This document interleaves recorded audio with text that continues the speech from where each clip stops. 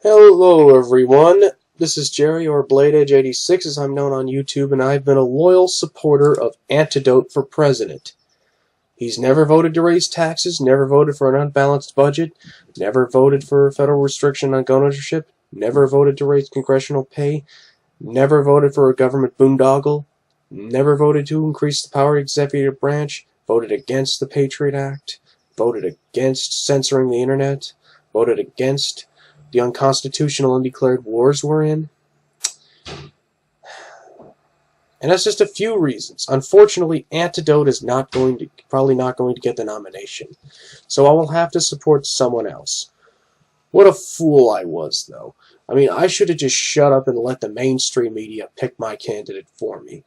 I mean, who needs to actually think anyway? I mean, thinking makes my head hurt.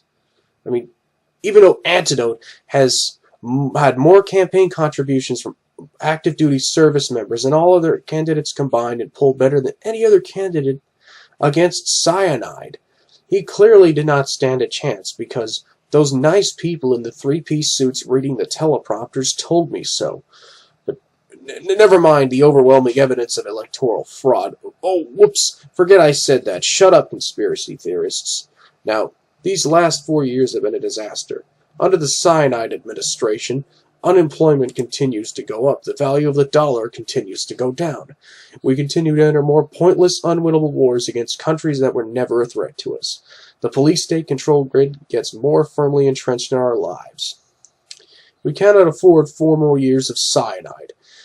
So I've decided to support a true patriot. I've decided to support rat poison for president. As a draft-dodging chicken hawk with 4 deferments to do Mormon missionary work in France during the Vietnam War, nobody understands our veterans quite like Rat Poison. Rat Poison wishes he could have been in Vietnam, but duty called for a higher purpose, that of a proud tradition of armchair patriots supporting wars like good cheerleaders while soldiers and innocent civilians die for the greed and bloodlust of the military-industrial complex. As someone with extensive experience in the private sector, screwing, cheating, and ripping people off, and riding the coattails of his inherited wealth to brown-nose his way to the top, no other candidate identifies with working Americans better than Rat Poison. Rat Poison is a man of principle, by flip-flopping on immigration, abortion, health care, the bailouts, and just about every other issue you can possibly think of. As a serial hypocrite and chronic flip-flopper, there is no lengths Rat Poison will not go to lie, distort, and pander his way to power.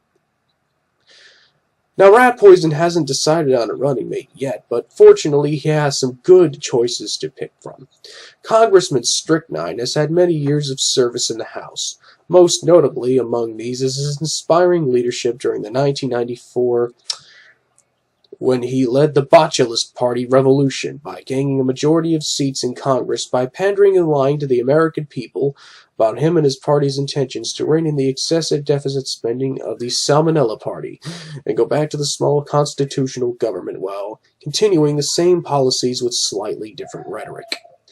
Senator Santorum has served faithfully with good old-fashioned Christian family values, such as scapegoating and endlessly obsessing over gays and just about everyone else he doesn't agree with, and using blind hatred and paranoia to get his way, and